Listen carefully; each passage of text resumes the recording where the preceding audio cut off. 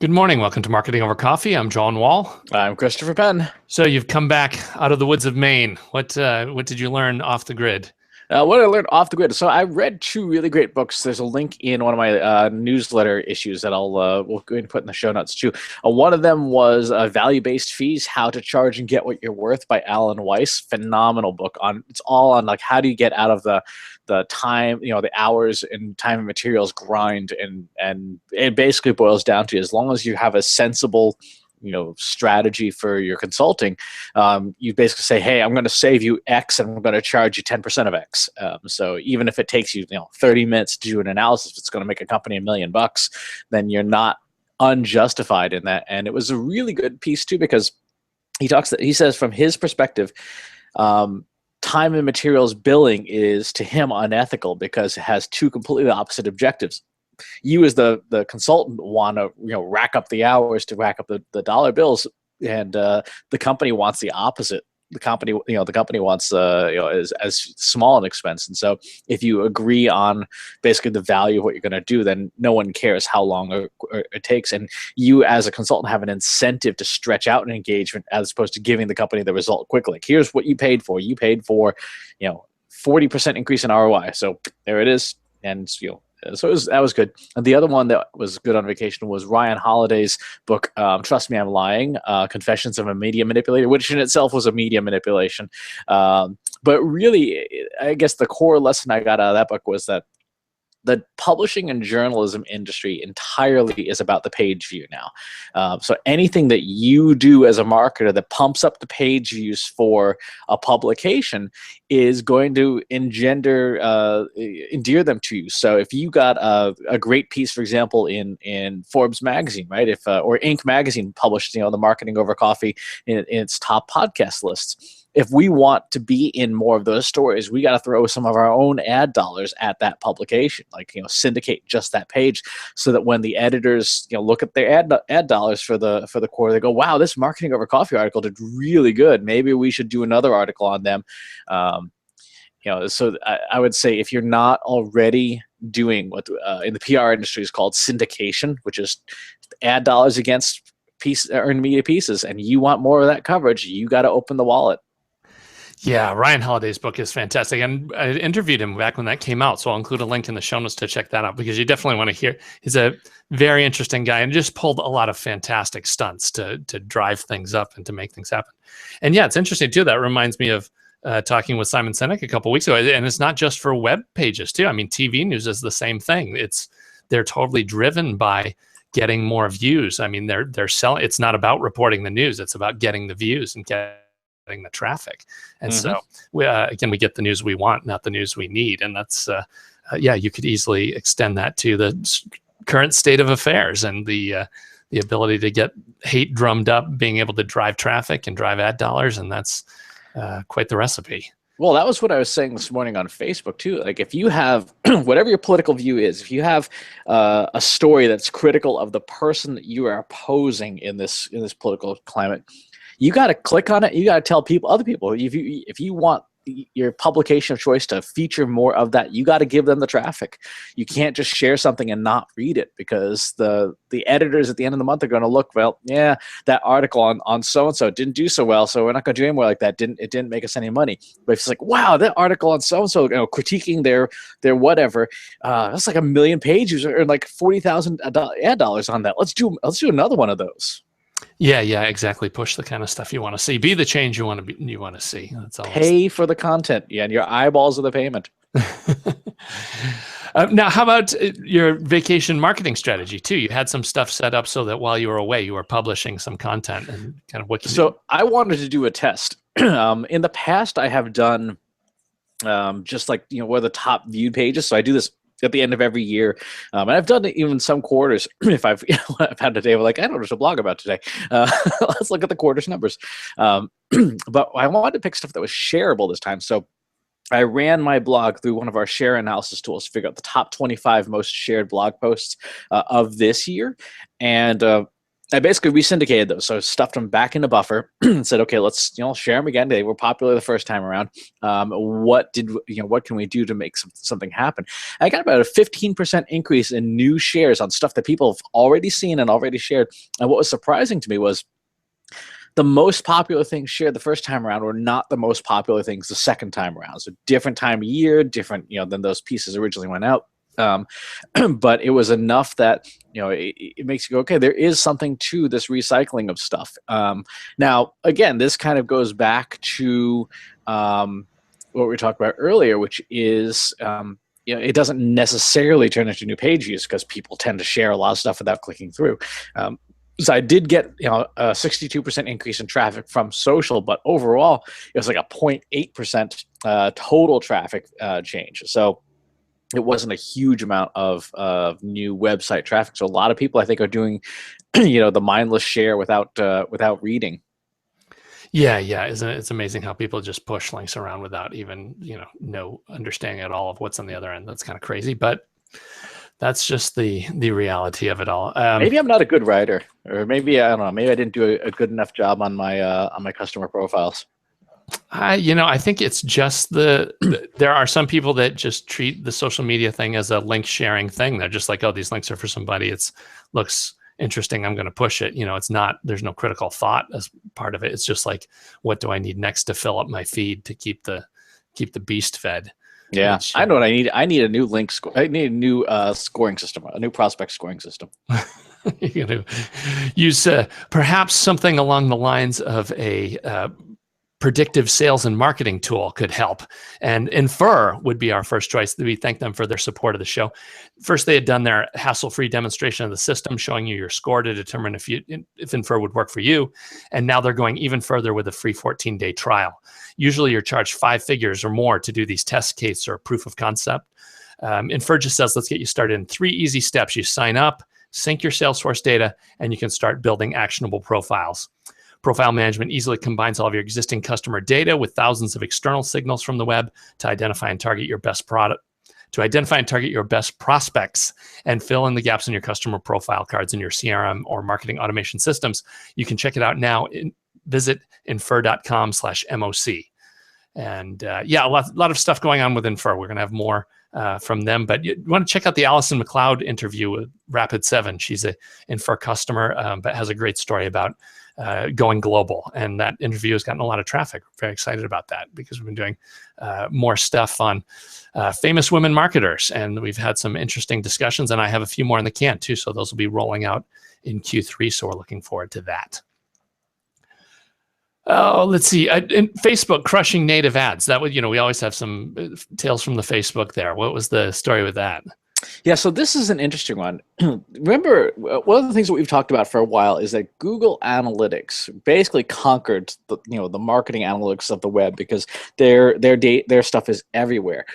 But it's not as robust an advertising system as Facebook's in terms of like just being able to willy-nilly target anything. So Facebook has been rolling out its brand new conversion pixel. Chances are, if you've done any Facebook advertising in the last 6 months, you probably got an email saying, hey, you need to upgrade your pixel. What's happening is that publishers, obviously wanting to earn a few nickels on their publications, have been installing this pixel left, right, and center, and agencies have been using it too. And huge surprise, what's happening is that agencies and publishers and everyone are being held to account.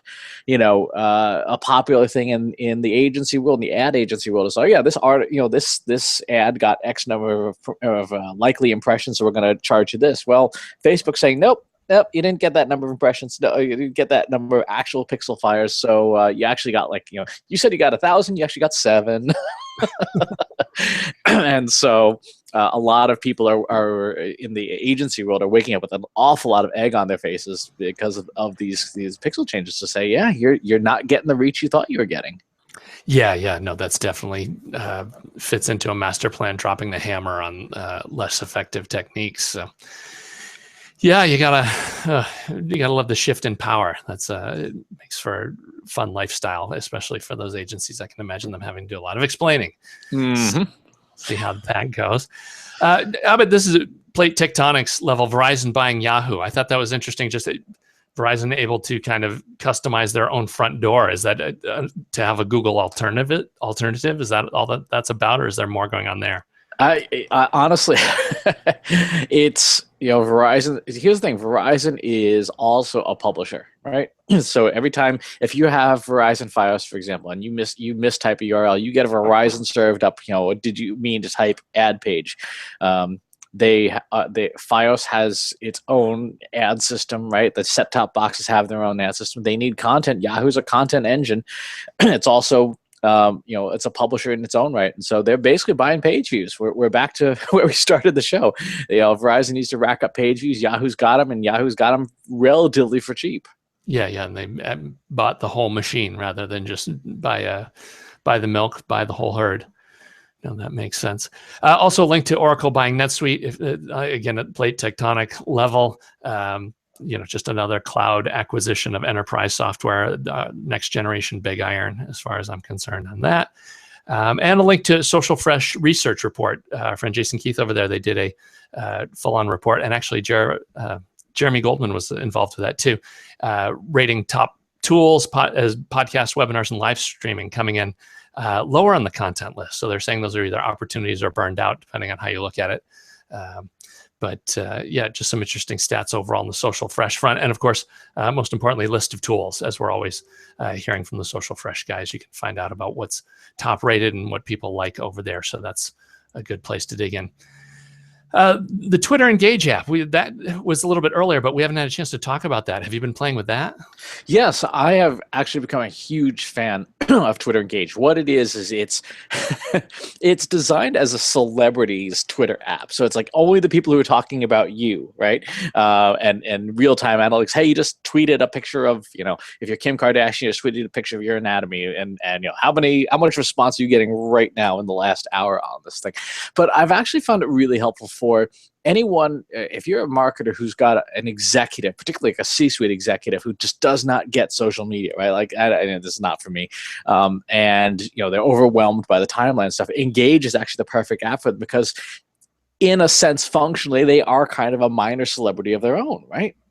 So it just shows you just people responding to you, just verified users interacting with you, just your traffic stats in a really handy little mobile app. And for that C-suite executive who really doesn't want to dive hardly into social media, they can reply from in the app to influencers who've responded to them. They can say thank you and stuff, and it simplifies and it waters down the Twitter experience to something manageable for the average executive. And I think if you are charged with the care and feeding of one of these execs, this is the way to go. So it really is kind of like creating a profile and customized feeds and all that, but it just comes in one easy app with no setup. Is that the idea? Exactly. It's just an easy app. It requires very little effort, and I would say it's a great starter. I would say it's a great starter for anyone who is just getting started on Twitter specifically. But for those busy executives, and here's the thing. It appeals to the ego, right? You walk into the CEO's office and say, hey, I've got this new Twitter app that, for you. It's from Twitter. It's totally safe to use. And it's designed for celebrities just like you. How could that fail? No. And especially, once a company gets to any size, there's going to be chatter. So it definitely is a smart move to get that on and going. So that sounds good. We will roll with more on that. I actually had a thing I wanted to throw out there too. I have some projects going on on the far reaches in Singapore, Seoul, and Dubai, and I was actually looking for event profs that are out in the field there. So if you do anything on that front, hit me up over on Twitter at John J. Wall, and I would love to talk to you because we have some events going on, kind of looking for some assistance with this project, and I would love to hear from you. So I figure this is a great opportunity to talk to the rest of the world. It's always cool how much feedback we get from all over the place, and the fact that this cast goes all around the world is amazing. It's I think sometimes we're how does that old saying go? Something about a prophet's never accepted in his hometown or something like that. That seems to be the way the show goes. But so I'll throw that out there. We also have LinkedIn earnings call, and so this is interesting. We're kind of doing the quarterly roundup on the social front. You are always examining the financials. What have the tea leaves shown you? So big things. Twitter Twitter's hit a plateau, and my opinion is that it will continue. It is, sort of the news feed of the modern world, right? It is the ticker of digital today, and so from that perspective, you still need to obviously be on it, be sharing stuff on it. There's not a ton new there. I mean, they're limping along at like 300 million plus people, which again, not a small number of people. I would like to have 300 million customers. But there's not a whole ton to be aware of there. Facebook, on the other hand, 1.7 billion people, over a billion people every single day on their core properties and stuff. So it's just an astonishing number. And the big thing for them is that they are all in on immersive experiences. Their CFO Sheryl Sandberg talked about that. It is all about 360 video, 360 photos, you name it. If you load a panorama to Facebook, it will auto convert it to a 360-degree photo. Really crazy stuff. So if you're not doing any kind of immersive media creation, now is the time to do it. You can get the cameras super cheap. And then the one that surprised me was we talked, about a month or two ago, that LinkedIn was getting bought by Microsoft. Did we talk about that? Yeah, that was because it was crazy acquisition. What, $4 billion? I think somewhere in that neighborhood. Yeah, and so now LinkedIn has said, this is going to be one of the last conference calls, or one of the last earnings reports, because of the acquisition and stuff, and no conference call. They're just going to release raw numbers and stuff. So it will be interesting to see how Microsoft, in its earnings calls, starts to talk about LinkedIn, and it may turn out that they may stop releasing numbers. They may stop saying like, yeah, here's how many visitors LinkedIn gets and stuff. So we may see that insight slowly go away. Yeah, right. They don't have to report on a single division, so now that's no longer required information. So yeah, we'll have to keep an eye on that and see where that goes. Yeah, very interested to see what plans they have for LinkedIn. It'd be interesting to see how that continues to move. Yeah, LinkedIn Connect. Now you can control your next job interview with your Xbox. Right, and get it to work. Oh, if you need developers or designers, TopTal screens everyone that applies to their network, and only the top 3% of the industry make the cut. For more information, you can visit the Marketing Over Coffee LinkedIn group. I've got a post up there over today, and you can check that out, or just drop us a line. And there's a link in the show notes. But yeah, if you need some assistance, TopTal is ready to help out and are supporting the program this quarter. So we're glad to have them help out also. A link to an article about companies with poor CX, customer experience, don't do well, which I seem to strike me as incredibly intuitively obvious, but CX is the thing, so we'll talk about CX. But yeah, if you're not concerned with how things work and how happy your customers are, you probably won't do well. But yeah, again, totally on the obvious front. Let's see. South by Southwest registration open if you want to get a hotel room at, well, I was going to say a reasonable price, but if you want to get a shot at a room before they're gone, maybe that would be a more accurate way to say that. Check that out. And I find for South by Dreamforce and the big events, you should start with Airbnb, assuming you're comfortable, staying in those kinds of accommodations. Because what tends to happen is people go for the big hotels, they get filled up, then they go hit Airbnb, and by that point, the Airbnb folks are like, oh yeah, better jack up the prices. So you can still strike it a good deal if you start with the room sharing services first, and then unless you absolutely positively have to for corporate mandate, use a hotel chain. That's a way to save some bucks. Yeah, I've yet to have luck. I've probably tried for 3 years between South by and Dreamforce to use Airbnb, and have just never been able to pull it off. It's like you said, they tend to be hot weeks, and for some reason, it's just like I get a huge number of, oh yeah, no, we're really not available that week, or the hosts don't get back to you quickly. But yeah, it does. I have heard plenty of stories of how, especially if you're kind of a small startup team and have 4 people who could all go in on a house, you can save a ton of money and have a fully, a full kitchen and stuff like that, which just makes a huge difference if you're going to be someplace for a whole week. Yeah. Being able to just bang out some breakfasts as opposed to dropping $30 at the hotel lobby every day adds up real quickly. So, yeah, it's funny. We have an office in Austin, right on 6th Street and stuff. So we're starting to think about like, well, do we put a couple of cots in and charge $1,000 a night? yeah, exactly. Pay for 3 months rent for a week's worth of action. I could easily see that happening, especially South by just so on fire. Shower not provided. You also have to have a health club membership so you can go clean yourself up. I guess that would be part of the Exactly. part of the mix. Oh, let's see. I think that, at Mac OS Sierra Beta 4, if that's of any interest to you for developers to go see the latest features over there. I'd say some interesting stuff, but yeah, it's kind of, if you're into image editing or some things like that, there's some things in there, but otherwise it's more of the same, not a whole lot on there. How about Road Tour? Now that you're back in the office, August busy, or is it gearing up for Q4? August is relatively quiet. I have a trip up to Toronto to visit our corporate owners and do some new business pitching and stuff. But no, the month it's going to be absolutely crazy is October. October is going to be like all conferences all the time. I have a private, I'm doing a private keynote at one event. We have Marketing Profs B2B Forum, which we're excited to be speaking at this year. We have Social Media Success Summit, which is online. We have the IBM World of Watson. We have first event. First time we're speaking at that event. And we have HubSpot's Inbound, which is actually technically in November, but it's close enough. And then some client stuff. So I think in October I will be in the office maybe 5 days of the month. All right, so playing, yeah. And speaking of Watson, we've got a special feature on AI that we will. It looks like I'm going to roll that next week, so keep an eye out for that coming soon. And yeah, I have vacation coming up, actually, my thing. So we will. I will come back from the other side next week, and we'll tell you about that. But I think that'll do it for this week. So until next week, enjoy the coffee. Enjoy the coffee.